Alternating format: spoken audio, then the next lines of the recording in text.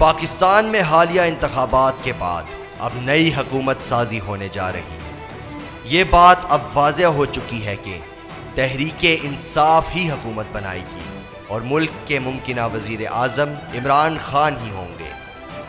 اس وقت بگڑتی ہوئی معیشت کو ملک کا سنگین مسئلہ اور آنے والی حکومت کے لیے ایک بڑا چیلنج قرار دیا جا رہا ہے۔ بیرونی قرضہ جات، فارن کرنسی کی کمی اور ملک میں بڑھتی ہوئی مہنگائی نئی حکومت کے لیے کسی چیلنج سے کم نہیں ہوں گے۔ ملک اس وقت شدید مالی بحران کا شکار ہے۔ ہماری درآمدات ہیں کہ بڑھتی ہی جا رہی ہیں اور برآمدات ہیں کہ بڑھنے کا نام ہی نہیں لیتی۔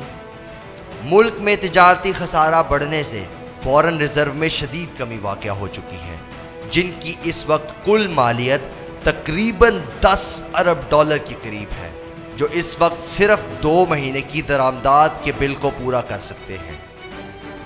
اسی ملکی صورتحال کو دیکھتے ہوئے آنے والی حکومت کے ممکنہ وزیر خزانہ اسد عمر پہلے ہی IMF کے پاس جانے کا عندیہ دے چکے ہیں۔ ایسا ہونے کی صورت میں ملک ایک مرتبہ پھر IMF کے چنگل میں پھنس جائے گا، جو قرض دینے کے لیے بھاری شرائط بھی عائد کرے گا۔ ملک کو اس صورتحال سے بچانے کے لیے اوورسیز پاکستانی بہت اہم کردار ادا کر سکتے ہیں۔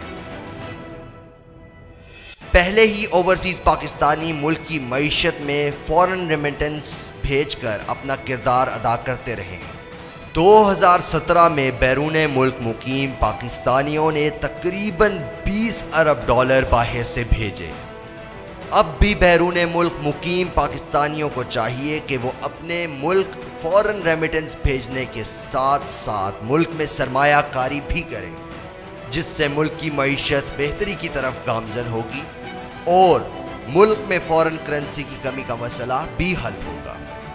حکومت کو بھی چاہیے کہ وہ اپنے اخراجات میں کمی لائے، ملکی برآمدات میں اضافے کے لیے اقدامات کرے اور درآمدات میں کمی لائے تاکہ ملک کی معیشت بہتری کی طرف گامزن ہو۔